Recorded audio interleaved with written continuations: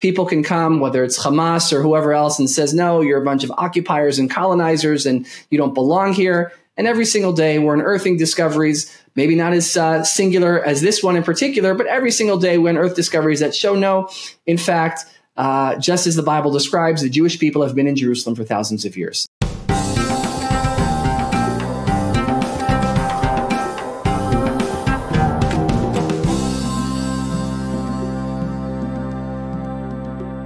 Hi, welcome to the podcast. My name is Jeff, and I'm your host today. And today I have a returning guest, a friend of First Century Foundation's, Ze'ev Orenstein, who's the Director of International Affairs for the City of David. And to that end, he's responsible for strengthening awareness and support for the archaeological site among those shaping public policy and opinion.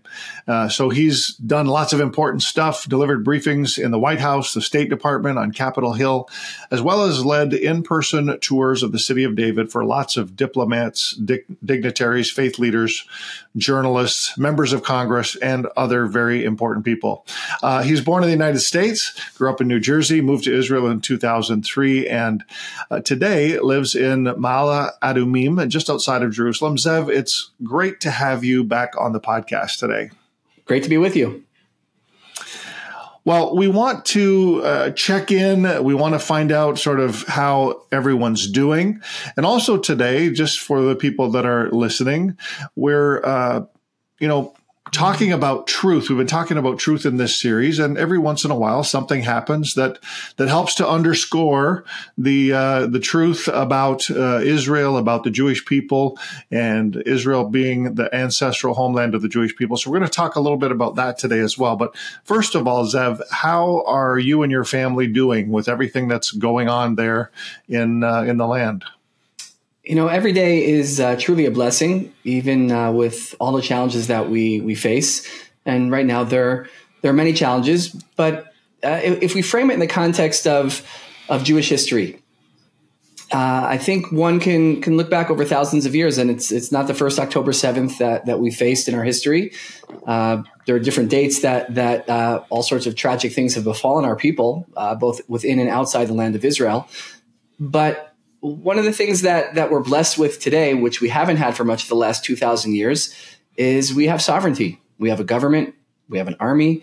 We have a country. We have a nation. We may not always like or agree with the decisions that are being made, whether it's by the political leadership or the military leadership or whatever it is. And people can come with whatever critiques they have on either side. But the fact that we have the ability to be sovereign, to be masters of our own fate, is relatively new for us in the last 2,000 years. And so much of the last 2,000 years, whether it's Holocaust or pogroms or crusades or inquisitions, there wasn't much we could do about it. And so even though the challenges are great, the fact that we can do something about it today is an incredible blessing that we have. It actually says in the Psalms that God will give his nation strength and bless them with peace. And I always wondered, it's weird. Like, why, if God is already going to give his nation strength, why doesn't he also give us peace? Why does he only bless us with peace, but give us strength? And I believe the answer for that is what God is telling us is, I will give you as individuals, as collective, for all of us. I believe it applies to Jews and Gentiles equally. I will give you everything you need to do what it was that I put you into this world to do in life. Whether or not you use those gifts and blessings and abilities and talents and strengths the way you're supposed to, well, that's up to you. Each one of us has free will, and we could make better decisions or less good decisions. And so the fact that today we're in the situation that we find ourselves in, I was actually asked by a friend relatively early on after October 7th. He said to me, did what happened, the events of October 7th, cause you to lose faith? And I knew what he was getting at, but I said, well, faith in who? He said, well, faith in God. I said, what does this have to do with God? He's like, well, look at what happened. How else do you explain it?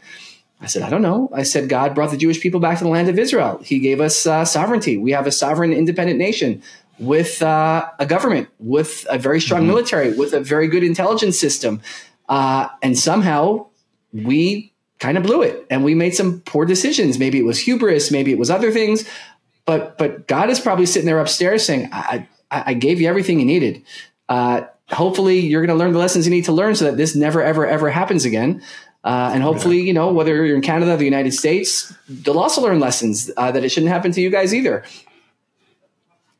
Yeah, what a great outlook. And I always love talking to you for that very reason. You are so upbeat and so optimistic, and you have that great sort of overview of a situation that otherwise is, you know, it's a little dicey to walk through a lot of time in conversation with people. But you've just got a great outlook. Now, Ze'ev, give us a little bit of an update about what's currently going on. I mean, the media we get here is all very slanted often, but you're in the Jerusalem area. What are you experiencing there? Have you got movement around the country? Is that okay? What's happening? Here's the amazing thing about Israel. For those who have been, for those who haven't yet been, is the country is functioning. I don't want to minimize what's happening, because obviously in the south, there's still a lot of work to do with defeating our enemies in Gaza. There's still too many hostages that we still need to find a way to bring home. There's still 80,000 or so residents in the north who have not been back to their homes now in almost a year. And so on those levels, there's still a lot going on, and probably things will have to get worse before they get better, because the only way the 80,000 residents of the north are going to go home is if Israel goes and widens things with Hezbollah in the north and pushes Hezbollah back a bunch of kilometers away from Israel's northern border, which means the fighting is not ending anytime soon. I don't believe. And if it does end soon, it's probably not a good thing for Israel. So in that sense, there's a lot going on. At the same time, most students in Israel this week started school. So kids are back in school. People are working. People are, people were going to the beach. We had a nice summer. So people went to the beach and people were, living life. And it almost sounds probably strange, when all the media coverage you hear is of things related to October 7th, but Israel is still a thriving nation. It says in the Bible, choose life. And that's what we do here every single day. We choose life.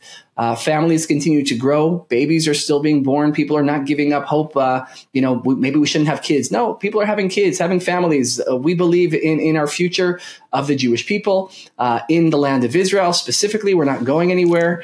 And so, yes, there's always a sense of a bit of, whenever anyone asks, well, how are you doing? You can never say, well, I'm doing great, because there's always a sense of, there's a lot of bigger challenges going on. At the same time, we're still incredibly blessed. And just to bring it back to Jerusalem for a second, when I walk through the city of David, I see, and you've seen it also when you've been there are remnants of the Babylonian destruction of Jerusalem. There's remnants of the Roman destruction of Jerusalem.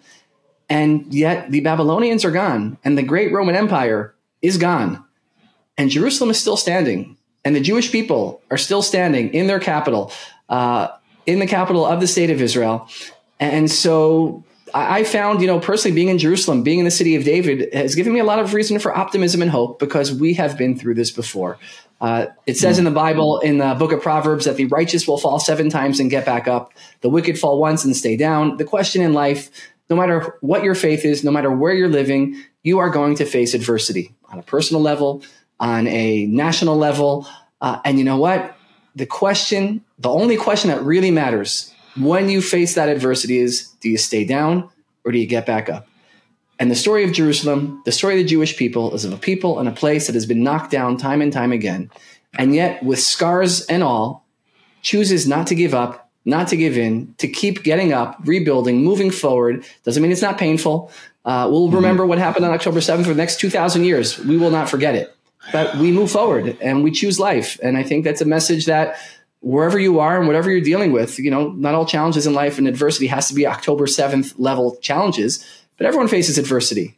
And not to minimize it, but also still to have a perspective of, we will find a way to get through this, whatever it is that you're facing. Choose life. And that's what's helped the Jewish people endure for thousands of years through many challenges. And I think it's a lesson that we all can take to heart. I love it. And it's this resilience of the Jewish people and of the nation of Israel that pulls me back over and over and over again. And the fact that there's so much incredible history, as you've already mentioned.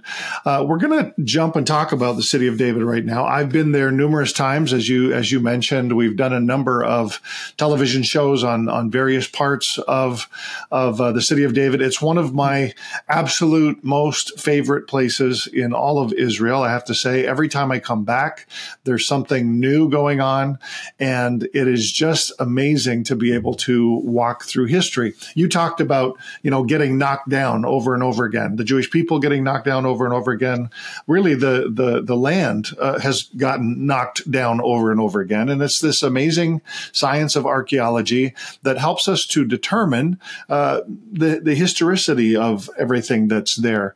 So for the people that are listening, remind our viewers and our listeners where the city of David sits and what makes it such a significant archaeological location. For most people, in fact, there's probably no place in the world that means more to more people than Jerusalem. And number two is not close. It's more significant than whether it's Toronto or Montreal or Washington, D.C. or New York or Los Angeles or Rome or Athens or Riyadh or Moscow. There's no place that means more to more people for billions, not just millions, than Jerusalem. Now, if you would ask the average Christian Jew, close your eyes and tell me what you see when you imagine biblical Jerusalem, the Jerusalem of the Bible. And most people would probably say, well, I see the Western Wall and I see the Church of the Holy Sepulchre, the Garden Tomb, and all those important places, maybe the Stations of the Cross. Great. Except when you talk about biblical Jerusalem, the original Hebrew Bible, the place where the kings of the Bible ruled and the prophets of the Bible preached, they were not hanging out in the old city of Jerusalem. King David never put a note between the stones of the Western Wall. King Solomon never walked through the old city of Jerusalem. The Western Wall that we know today is about 1,000 years after David and Solomon. And so the old city is about 2,000 years old, which goes back to around the time of Jesus. The old city walls, the iconic walls that surround the old city, are only about 500 years old, which, again, if you're coming from Canada, United States, it's a long time ago. Coming from Jerusalem, which is about 4,000 years old, that's like last week for us. We don't get overly excited by it. And up until 1867, though, everyone thought the original biblical city of Jerusalem, the city of David, the place where Jerusalem began, everyone thought it was the old city. Until 1867, Queen Victoria of England wants to discover the treasures of the Bible. She sends a man by the name of Captain Charles Warren, and he wants to excavate the Temple Mount to find the treasures of the Bible, like the Ark of the Covenant. Of course, the Ottomans, the Muslims are here at that time, and they say, Charles, we're sure you're a great guy, but that's not going to happen. And long story short, Charles Warren says, if I can't dig on the Temple Mount, the biblical Mount Moriah, I'll dig near it. He comes down the slope, walks through the Kidron Valley, finds the Gihon Spring. He starts connecting some dots, and he comes up with a theory and says that the original city of David, the place where Jerusalem began, is not inside the walls of the old city, but just outside, directly south of the Temple Mount. I mean, the Temple Mount is the crown of Jerusalem. The city of David is the slope immediately south of the Temple Mount. And he comes up with this theory at the time, and everyone thinks he's crazy. Except over the next 150 years, the city of David, about 11 acres in size, becomes one of the most archaeologically excavated sites in the world, the most excavated site in all of Israel. And today everyone knows that Charles Warren was in fact correct, that the city of David, biblical Jerusalem, is just outside the walls of the old city. The old city, in a word, if it's not biblical Jerusalem, what is it? It's uptown. It's uptown Jerusalem, but there is no place in the world more than the city of David where you can take the Bible and you could literally see, here's what the Bible says on the one hand, here's what's being unearthed on the other hand, and see that Jerusalem's biblical heritage, the connection that Jews and Christians share with Jerusalem, is not simply a matter of faith, but a matter of fact. It's real. You could see it. You could touch it. You could walk on it more so than any other place in the world. Yeah, it's amazing, and I love that phrase. It's a matter of fact. We say something is a matter of fact when it's just a given, and that's exactly what the city of David is. Now, there have been many amazing discoveries at the city of David. Give us some of the greatest hits, over the past number of years. What are the big pieces that again underscore this story of the Hebrew Bible? So you have a few that come to mind. First, going back to 2004, you have at the southern end of the city of David a road. Beneath the road, there's a sewage pipe. The sewage pipe burst. And now the municipality of Jerusalem has to send in construction crews to repair the sewage pipe. But Jerusalem is not just another municipality. The city of David is not just another part of Jerusalem. And here, when a sewage pipe bursts, you don't only send in construction crews, you also send in archaeologists. And so the archaeologists, they come in, they're supervising. You have bulldozers and dump trucks doing their work.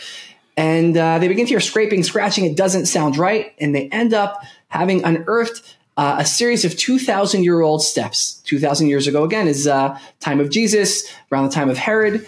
And they realize there's only one other set of steps in all of Jerusalem that look just like the steps they had unearthed at the southern end of the city of David. And those are the southern steps, the steps going up into the temple from 2,000 years ago atop the Temple Mount.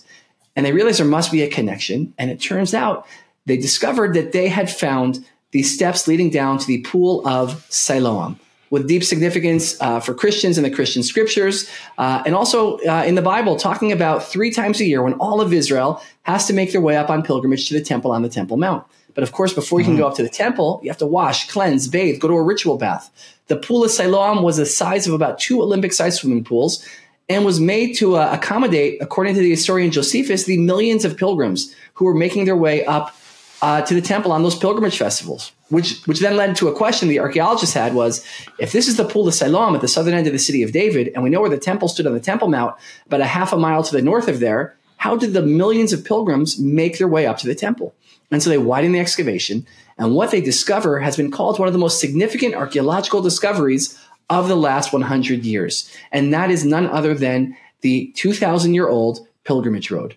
This is the road our ancestors, yours and mine, Jews and Christians, 2,000 years ago, this is the road they're walking on when they're making their pilgrimage up to the temple. Along the road, we find ancient shops, stalls where people would have been, stopping to get maybe a temple offering, maybe to get the temple tax, maybe to get a falafel, a hat, a water bottle. But those are active excavations going on as we speak. I mean, aside from that, we find throughout the excavations in the city of David ancient inscriptions that affirm biblical events like the Assyrian siege of Jerusalem and the efforts by King Hezekiah to defend Jerusalem against that siege. We find ancient seals with the names of biblical figures literally appearing in the same verse in the Bible, finding the seal of people like King Hezekiah, the prophet Isaiah.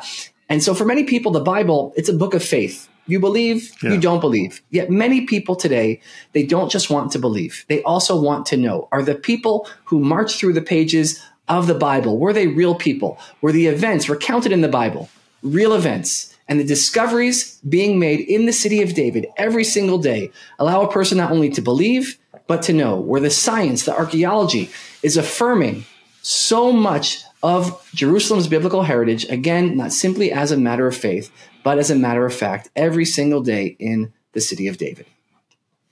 Yeah. All amazing things. And of course, we've been there. We've documented some of that for our own television show, First Century Foundations, that airs here in North America. By the way, thank you for arranging for us to get into that section of the Pilgrim's Road. It was absolutely incredible to be able to walk up there with one of your team and talk about all of the biblical significance of that of that journey. It was absolutely incredible to be able to do that, and we appreciated you opening that up to us this past spring. Now, since I've been there, or maybe while we were there, it was happening. The dating, I'm not really sure, but there has been a fairly new, very recent archaeological discovery that's happened at the city of David. Tell us about that. So it's a 2,700-year-old discovery. It is a small seal, very rare. That this seal has on it two things that are quite exceptional and together are singular. So on the one hand, it's an Assyrian type seal with the image of some type of Assyrian genie or wing type figure, pagan type imagery. But on the seal, found in the footsteps of the Temple Mount, you have a name written in ancient Hebrew writing of Yehoezer, son of Hoshiau. Both of those names are biblical names. Hoshiau is similar to the name Josiah, the king Josiah. Yehoezer is a name of one of King David's warriors. And so these are both very well-known Hebrew names, biblical names. But there's something what I think is actually quite special. Because people ask me, they said, all right, well, what's special about this seal? And, different people would say, well, it's very rare to find an Assyrian seal like this. It's found in Jerusalem, which is very cool. It has a Hebrew name on top of the Assyrian seal, which is also seemingly depicting that it belonged to a Jewish person in Jerusalem. But what I think is really special about this seal is it affirms the Bible. And they always, well, how does it affirm the Bible? Because you say, well, do we know who this Yehoezer, son of Hoshiah, is? And the answer is no. That name directly as a full name does not appear in the Bible. So you say, well, then how does it affirm the Bible? And I think it affirms the Bible in two ways. I'm going to give you the obvious one, and then I'm going to give you what I think is, in fact, maybe in some ways even more special when it comes to this seal. The obvious one is not just from discoveries like this, but so many others. It affirms that the Jewish people have been in Jerusalem for thousands of years. People can come, whether it's Hamas or whoever else, and says, no, you're a bunch of occupiers and colonizers and you don't belong here. And every single day we're unearthing discoveries, maybe not as singular as this one in particular, but every single day we unearth discoveries that show no, in fact, just as the Bible describes, the Jewish people have been in Jerusalem for thousands of years. But now let me tell you what's special about this seal. Because what this seal seems to indicate is it belonged to someone special, perhaps a government official, some type of leader, but a leader that was assimilated. Because on the one hand, they're walking around with this very significant Assyrian type of imagery. Perhaps even they thought it maybe around their neck, maybe it was attached to some necklace of some kind, and yet they put their very Jewish name on top of the seal. Now you might say, well, what does it have to do with the Bible?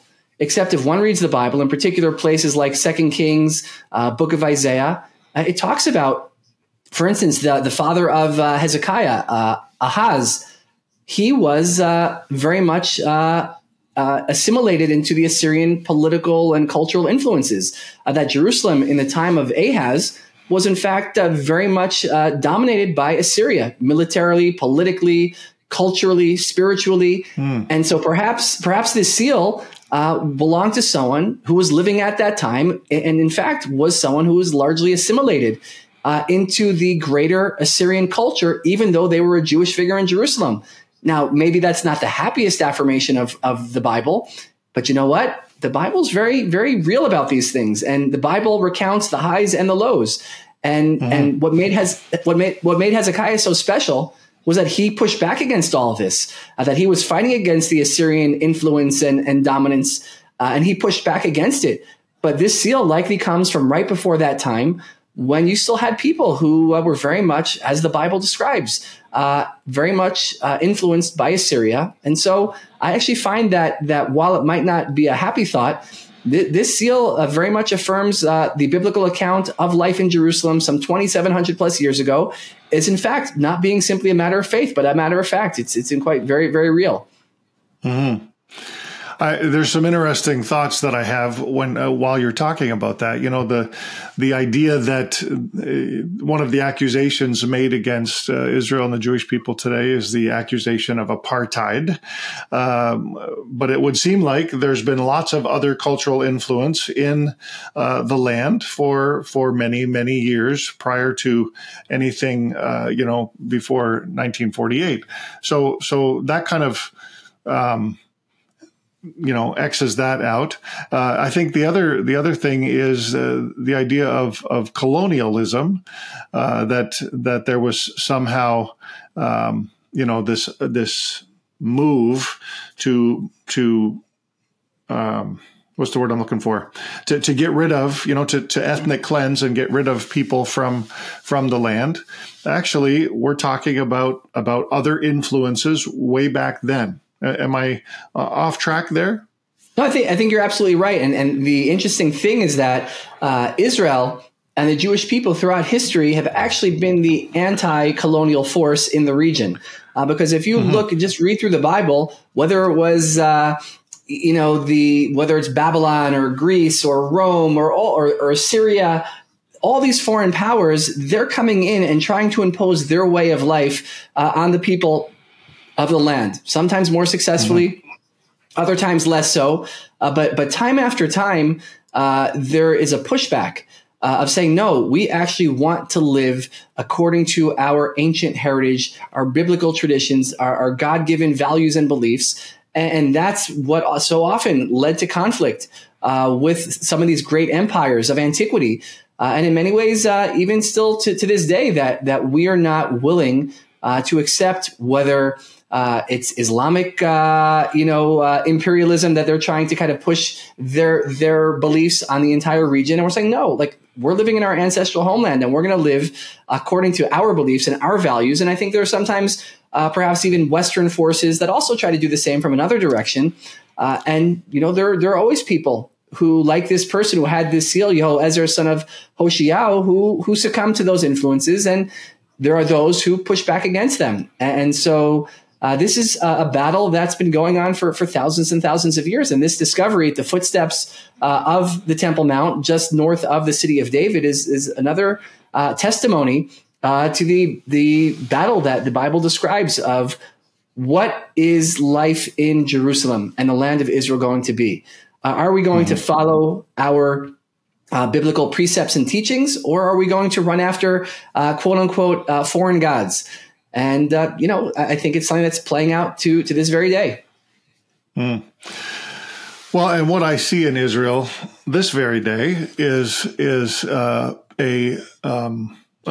culture of tolerance, understanding that Israel, Jerusalem, is about Judaism and the Jewish faith, but also, the ability for others to be able to live alongside and believe what they believe and do what they do. And I think that sort of environment really pushes back against any accusation of apartheid today. Yeah. I mean, I've been to Israel. You know where that vision comes from? I think it comes from the Bible. There you go. The prophet Isaiah, 2,700 years ago, spoke of Jerusalem being a house of prayer for all nations. And I think we're living in a time where our enemies, Hamas, on October 7th, what they launched, they called it the Al-Aqsa flood attack. So what is Al-Aqsa? It's referring to the Temple Mount, to Jerusalem. What does it have to do with Jerusalem? They should have called it the Gaza flood attack. But the answer is very clear. What they're saying is no. They believe this is a battle over Jerusalem, that their dream is for Jerusalem to be at the center of some Islamic caliphate, spewing out their poison into the world. The Ayatollahs and Hamas and Hezbollah, and that's their vision. And Isaiah has a different vision, which is Jerusalem being a house of prayer for all nations. It will be one or the other. And that's what this battle is over. And that's why places like the city of David and the heritage that we're unearthing matter so much, because this fight over Jerusalem, over the values that are going to continue to shape the world, they're going to come from Jerusalem. The question is, what are those values going to be? And honestly, it's something worth fighting for, because we're not just fighting over the past. We're very much fighting over the future. What is our future going to look like? And what are the values that we're going to build our civilization upon? And there are many, many different answers to that question today. And I think that probably many of the people listening to this episode probably don't like everything that they're seeing around the world. And so the question is, well, what are your values? Where do they come from? And what are you willing to do to preserve them and maintain them? And that's been something that we've been dealing with in Jerusalem literally for thousands of years. And this discovery is just a small part of a much bigger story and a much bigger battle that's been going on for millennia.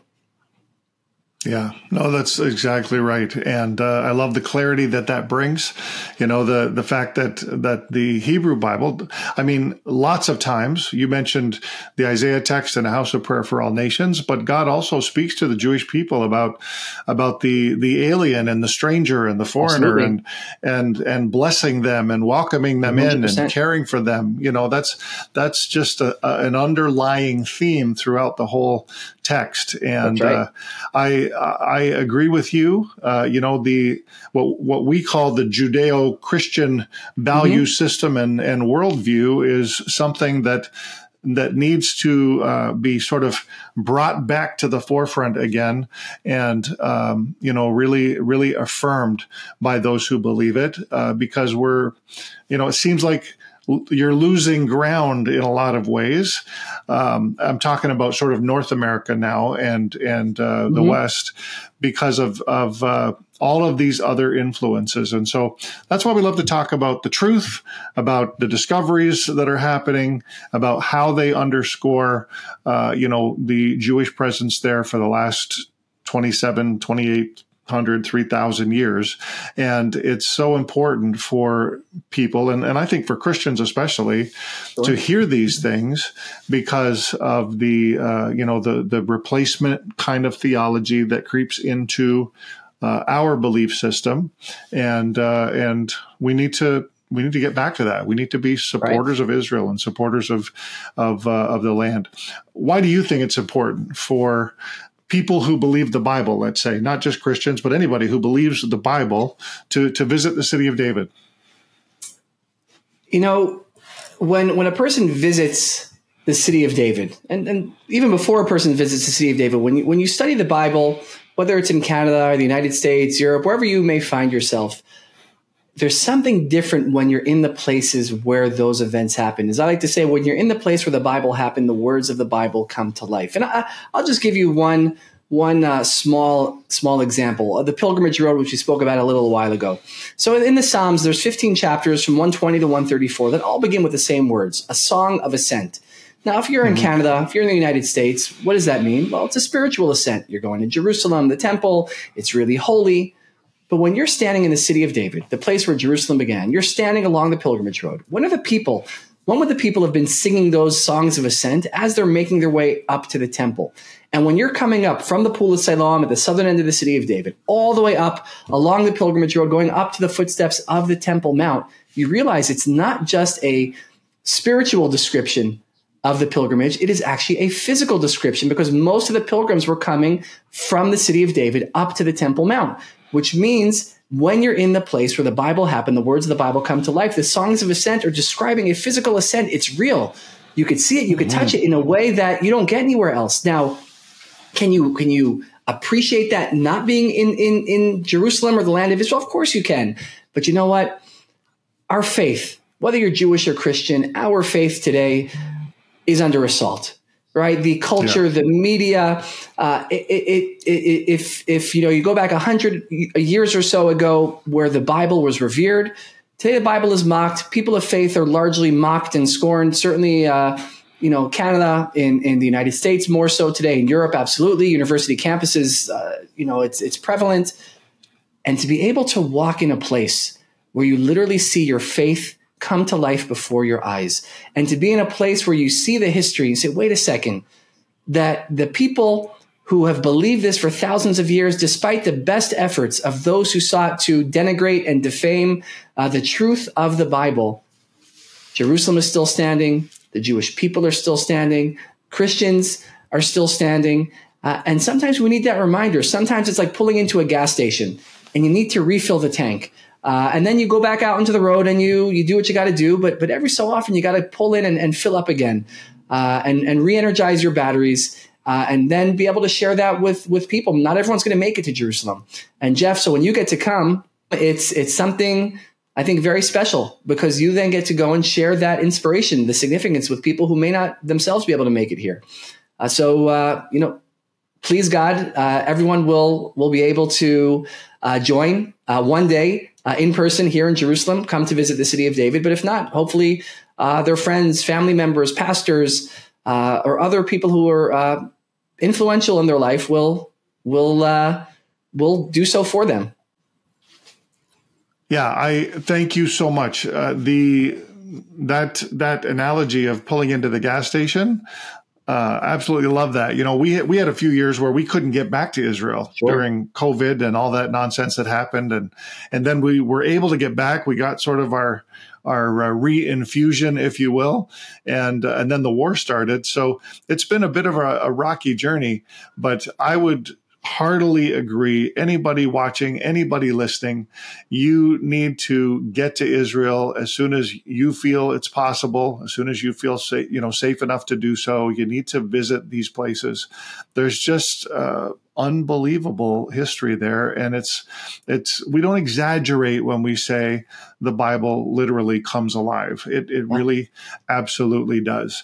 And so we want to encourage you, get to Israel at your earliest possible convenience. Now, what's coming, Ze'ev? What's on the horizon? What's your vision, your hope for City of David?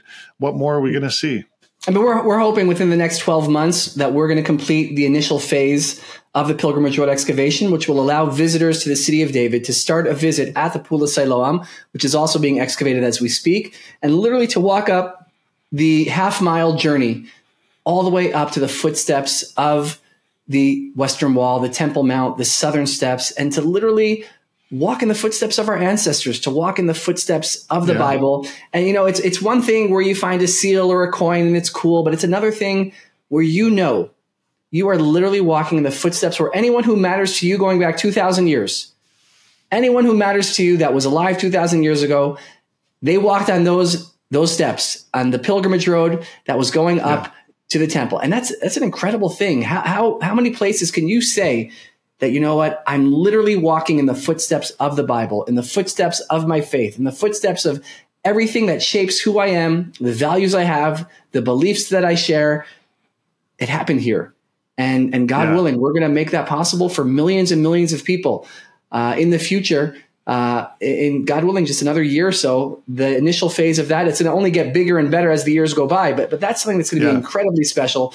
We have an ancient Jewish blessing that we say, which is next year in Jerusalem. In Jerusalem. And it's something really special to look forward to, whether you've been before, you haven't been, to plan at some point, about a year or so from now, to make sure you're in Jerusalem, to be among the first who are going to get to walk up from the Pool of Siloam, up the pilgrimage road, to come out at the footsteps of the Temple Mount.